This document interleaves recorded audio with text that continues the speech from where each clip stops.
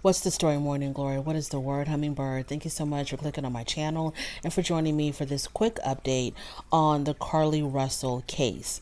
So, Carlee Russell is a nursing student who was declared missing late last week, and she was missing for 48 hours. Missing persons report was made. A search was conducted. Investigation had started in trying to locate Miss Russell.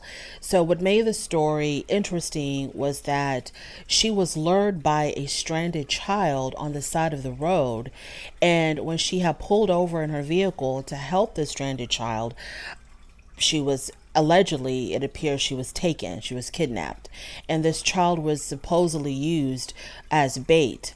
So she was gone for about 48 hours. Nobody knew where she was, and then all of a sudden she appears at her parents' home. So I don't think she has made any statements herself, but her boyfriend, Tamar Latrell Simmons, posted on Facebook that the family does believe that she was kidnapped. They do believe that a child was used to lure her. And he stated on his Facebook that Carlee Russell was fighting for her life. She spent the whole entire time fighting for her life for the 48 hours that she was gone. She's not able to give any updates until she is physically and mentally stable again. And the boyfriend says that the child was used as bait to lure her out of her car to kidnap her.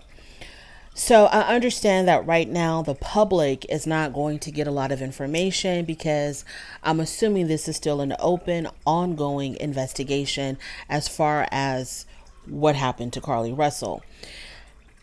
There's a lot of questions. I am leaning towards giving Miss Russell the benefit of the doubt with her story because, number one, I don't know why anybody would make this up, because the obvious reason would be for some type of financial gain. But I don't think there has been any GoFundMes opened on her behalf. If there has been, I've completely missed that information. But as far as I know, there has not been a GoFundMe or anything similar to that.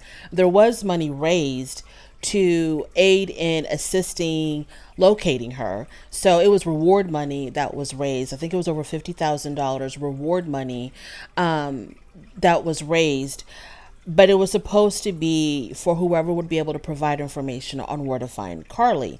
But Carlee ended up basically like finding herself. She showed up at her parents' house. So there's been a lot of speculation, people saying, well, why would the kidnappers kidnap her and then just drive her back home?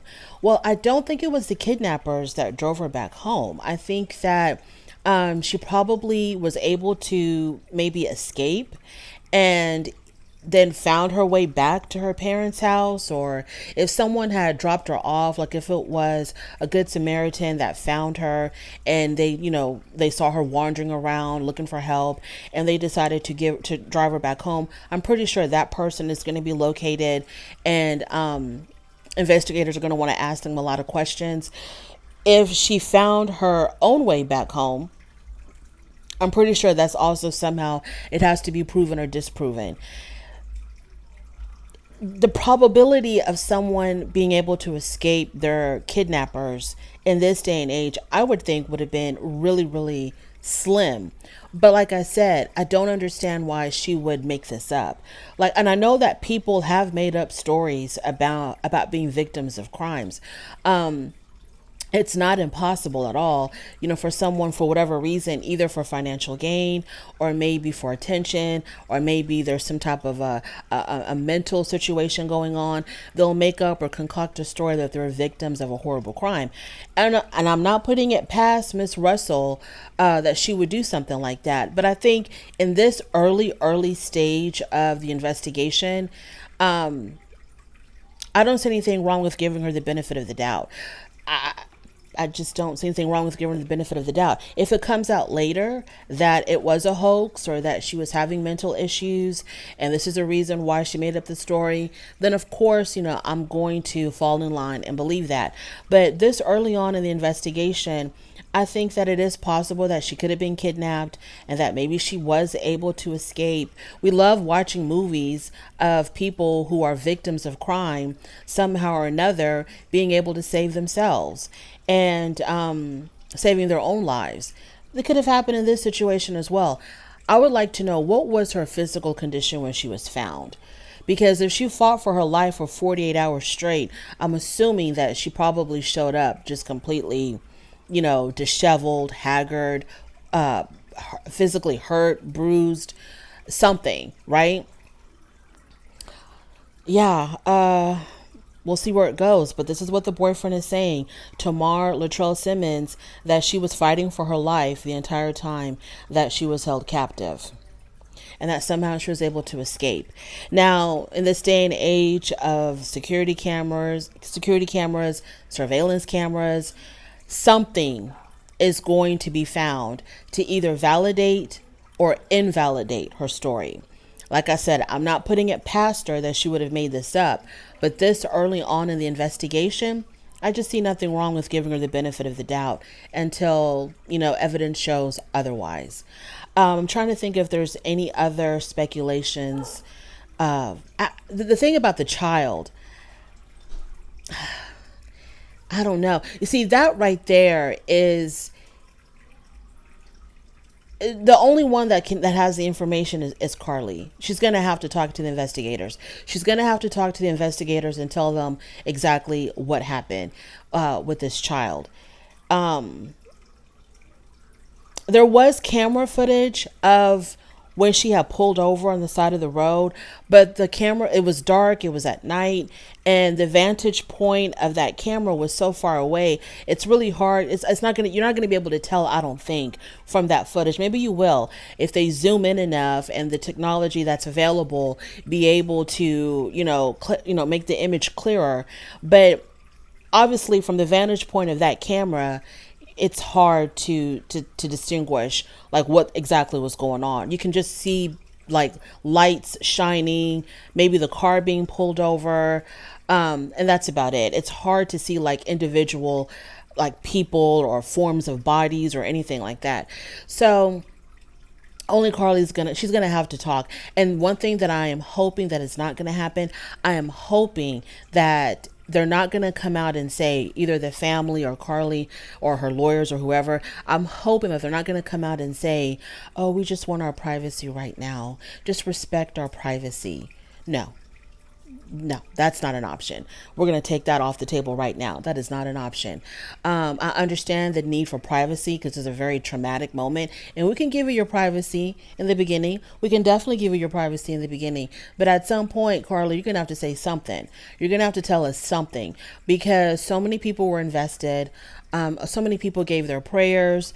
People were, hoping and praying that she was going to be found alive. It was the talk of the town. You're going to have to say something. So we're not trying to hear you saying, or your family saying, please give us our privacy, and then y'all just go away. No, you're going to have to give us some type of information.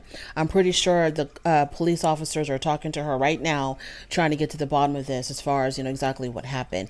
The idea for kidnappers letting her go, that's kind of impossible for me to believe. If she fought for her life and she was able to escape, I can tend to believe that a whole lot more than her kidnappers just changing their mind, because people were speculating that because there was so much attention on this case, that the kidnappers got cold feet and they're like, okay, we're going to let this one go because, the heat is on us. I don't see that happening, because there's been a lot of cases where there's been a lot more attention put on them than this case. A lot more attention put on them.